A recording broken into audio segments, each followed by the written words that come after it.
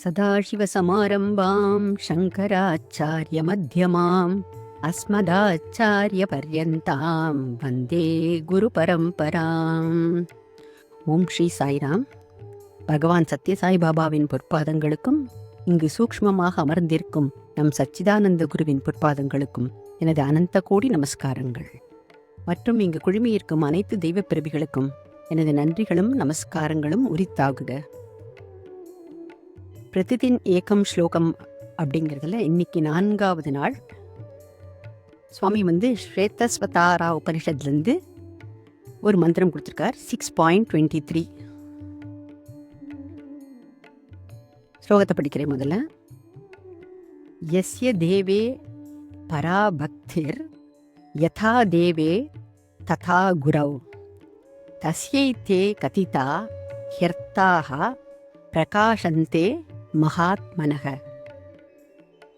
இறைவன் மீதும், அதாவது கடவுள் மீதும், ஆன்மீக குரு மீதும் அசைக்க முடியாத ஆழமான பக்தி கொண்ட மகத்தான ஆத்மாக்களுக்கு வேதங்களின் ரகசியம், ஞானம் மற்றும் சாரம் அவர்களின் இருதயத்தில் தானாகவே வெளிப்படும். The importance of all Vedic knowledge is revealed within the hearts of those devotees, disciples or great souls or sadhakas who are having unflinching faith and devotion towards Guru and God. இந்த ஸ்லோகம் ஆன்மீக பாதையில் குரு பக்தி எவ்வளவு முக்கியம் என்பதை வலியுறுத்துகிறது. ஒரு சாதகன் இறைவனிடம் எத்தகைய அசைக்க முடியாத பக்தி வைத்திருக்கிறானோ அதே அளவு மரியாதையையும் பக்தியையும் தன் குருவிடமும் வைக்க வேண்டும்.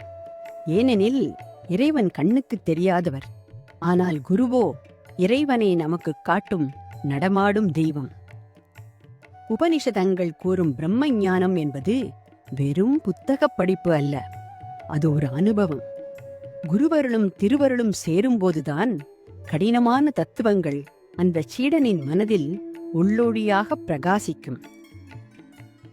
இங்கு மகாத்மா என்பது புகழ்பெற்றவரை பற்றியது அல்ல.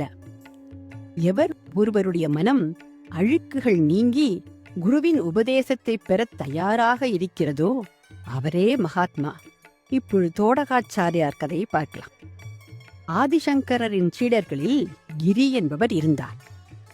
மற்ற சீடர்கள் கிரியை ஒரு மந்த புத்தி உடையவர் என்றும் அவருக்கு கடினமான வேதாந்தம் புரியாது என்றும் நினைத்தனர்.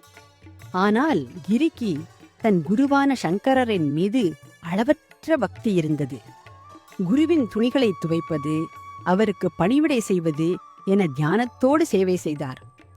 ஒருமுறை மற்ற சீடர்களுக்கு பாடம் நடத்த சங்கரர் அமர்ந்தார். கிரி ஆற்றிலிருந்து வர தாமதமானது.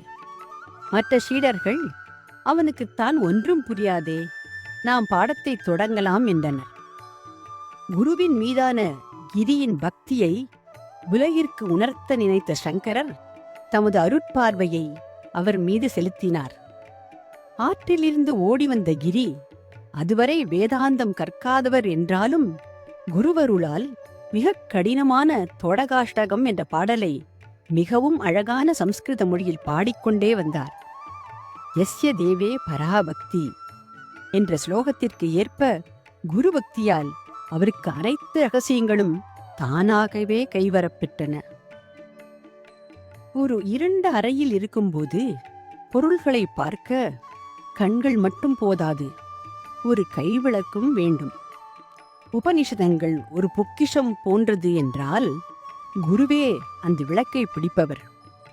விளக்கு பிடிப்பவர் மீது நம்பிக்கை வைத்தால்தான் அறையில் உள்ள பொருள்கள் நமக்கு தெரியும். ஆன்மீக பாதையில் குரு சிஷ்ய உறவு என்பது வெறும் ஆசிரியர் மாணவர் பந்தம் அல்ல, அது ஒரு புனிதமான ஆன்மீக பிணைப்பு. குரு என்ற சொல்லிலேயே அதன் பொருள் அடங்கியுள்ளது. கு என்றால் இருள் அல்லது அறியாமை, ரு என்றால் நீக்குபவர். நம்மிடம் உள்ள அகங்காரம், அறியாமை மற்றும் மாயை என்னும் இருளை நீக்கி ஞானம் என்னும் ஒளியை ஏற்றுபவரே குரு. உபனிஷதம் என்ற சொல்லுக்கு அருகில் அமர்தல் என்று பொருள். உபன அருகில், நீனா கீழே, ஷத் அப்படின்னு அமர்தல். அதாவது ஒரு சீடன் பணிவுடன் குருவின் பாதங்களுக்கு அருகில் அமர்ந்து ரகசியமான உண்மைகளை கேட்பதே உபனிஷத கல்வி. இது வெறும் தகவல்களை பரிமாறிக்கொள்வது அல்ல. குருவின் ஆளுமையும் ஆற்றலும் சீடனுக்குள் கடத்தப்படும் ஒரு நிகழ்வு. புத்தகங்களை படிப்பதன் மூலம் நமக்கு தகவல் மட்டுமே கிடைக்கும், இன்ஃபர்மேஷன் தான் கிடைக்கும். ஆனால் அதை அனுபவமாக மாற்றுவதற்கு ஒரு குரு தேவை. வரைபடத்தை பார்த்து ஒரு ஊருக்கு செல்வதற்கும் ஏற்கனவே அந்த ஊருக்கு சென்று வந்த ஒரு வழிகாட்டியுடன் செல்வதற்கும் நிறைய வித்தியாசம் உள்ளது அல்லவா? குரு அந்த பாதையை ஏற்கனவே கடந்து சென்றவர் என்பதால் அவர் நம்மை ஆபத்துகளிலிருந்து காப்பார். குரு சிஷ்ய உறவுல 3 நிலைகள் உள்ளன. சீடன் தன் அகங்காரத்தை விட்டு குருவிடம் சரணடைய வேண்டும். எனக்கு எல்லாம் தெரியும் என்ற எண்ணம் இருக்கும் பாத்திரத்தில் ஞானம் என்னும் பால் தங்காது. குருவிடம் கண்மூடித்தனமாக இருக்க வேண்டியதில்லை. பகவத்கீதையில் கிருஷ்ணர் கூறுவது போல பரிப்பிரஷ்னேன, கேள்விகளை கேட்டு தெளிவு பெறுதல் அவசியம். இது என்கொயரி. முதல் இது ஹியூமிலிட்டி. 3வது குருவுக்கு சேவை செய்யும் பணிவிடை என்பது சீடரின் மனத்தை தூய்மைப்படுத்துவதற்காகவே தவிர குருவின் தேவைக்காக அல்ல. சைவ சமயத்தில் சிவபெருமான் தட்சிணாமூர்த்தியாக ஆலமரத்தின் அடியில் அமர்ந்து 4 முதிய சீடர்களுக்கு சனகர், சனாதனர், சனந்தனர், சனத்குமாரர் உபதேசித்தார். இங்கு வியப்பான விஷயம் என்னவென்றால், குருவானவர் மௌனமாக இருந்தார். ஆனால் சீடர்களின் சந்தேகங்கள் அனைத்தும் தீர்ந்தன. இது குரு சிஷ்ய உறவின் உச்சகட்ட நிலை. ஒரு உண்மையான குருவின் முன்னிலையில், ஜஸ்ட் இன் இஸ் பிரசன்ஸ், அமர்வதே சீடனின் மனப்போராட்டங்களை அமைதிப்படுத்தும். சூரிய ஒளி எல்லா இடங்களிலும் பரவியிருக்கிறது. ஆனால் ஒரு காகிதத்தை எரிக்க வேண்டுமானால் அந்த ஒளியை ஒரு பூதக்கண்ணாடி வழியாக குவிக்க வேண்டும். அதேபோல் எங்கும் நிறைந்திருக்கும் இறைவனின் அருளை நம்மிடம் கொண்டு வந்து சேர்க்கும் கருவியாக குரு செயல்படுகிறார். அதனால்தான் குருவே சரணம் என்று பெரியோர்கள் கூறுகிறார்கள். குருவின் மீது பக்தி கொண்ட ஒருவனுக்கு உலகில் அடைய முடியாதது எதுவுமே இல்லை. சுயமுயற்சி மற்றும் இறை அருள் அல்லது குருவருள் ஆகிய இரண்டிற்கும் இடையிலான தொடர்பு மிகவும் நுட்பமானது. ஆன்மீக முன்னேற்றத்தில் இவை ஒரு பறவையின் 2 சிறகுகளை போன்றவை. இந்த ஸ்லோகத்தில் உள்ள பக்தி மற்றும் மகாத்மனக ஆகிய சொற்கள் சீடனின் முயற்சியை குறிக்கின்றன. ஒரு பாத்திரம் தூய்மையாக இருந்தால் மட்டுமே அதில் பாலை ஊற்ற முடியும். அதுபோல ஒரு சீடன் தன் மனதை தூய்மைப்படுத்திக் கொள்ள எடுக்கும் முயற்சிகளே சுய முயற்சி. பக்தி என்பது தானாக வருவதல்ல, அது இடைவிடாத பயிற்சியால் வருவது. குருவின் உபதேசங்களை கேட்பது ஸ்ரவணம், அதை சிந்திப்பது மனனம் போன்றவை சீடனின் பொறுப்பு. நான் செய்கிறேன் என்ற அகங்காரத்தை குறைப்பதே மிகப்பெரிய சுயமுயற்சி. ஸ்லோகத்தில் சொல்லப்பட்டுள்ள பராபக்தி என்பது தன்னை முழுமையாக அர்ப்பணிப்பதை குறிக்கிறது. ஸ்லோகத்தில் உள்ள பிரகாஷந்தே, பிரகாசிக்கும் என்ற சொல் அருளை குறிக்கிறது. நாம் எவ்வளவுதான் படித்தாலும் அந்த உண்மைகள் இதயத்தில் மின்னல் போல தோன்றுவது குருவின் அருளால் மட்டுமே. நாம் ஸ்விட்ச போடலாம், முயற்சி. ஆனால் மின்சாரம் அருள், அது இருந்தால்தான் விளக்கு எரியும். சூரியன் எப்போதும் பிரகாசித்துக் கொண்டுதான் இருக்கிறது. மேகங்கள் மறைப்பதால் நமக்கு தெரிவதில்லை. குருவின் அருள் என்பது அந்த மேகங்களை விளக்கும் காற்று போன்றது. தத்துவங்களை மூளையால் புரிந்து கொள்வது முயற்சி, அதை இதயத்தால் உணர்வது அருள். முயற்சிக்கும் அருளுக்கும் உள்ள தொடர்புக்கு 2 உதாரணங்கள்.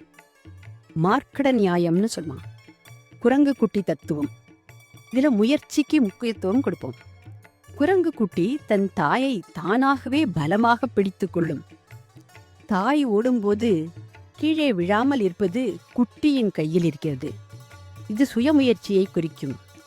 நாம் குருவையும் இறைவனையும் உறுதியாக பற்றி கொள்ள வேண்டும். மார்ஜால நியாயம், பூனைக்குட்டி தத்துவம். இங்கு அருளுக்கு முக்கியத்துவம். பூனைக்குட்டி எதையும் செய்யாது. அது ஓரிடத்தில் அமர்ந்து கத்திக் கொண்டிருக்கும்.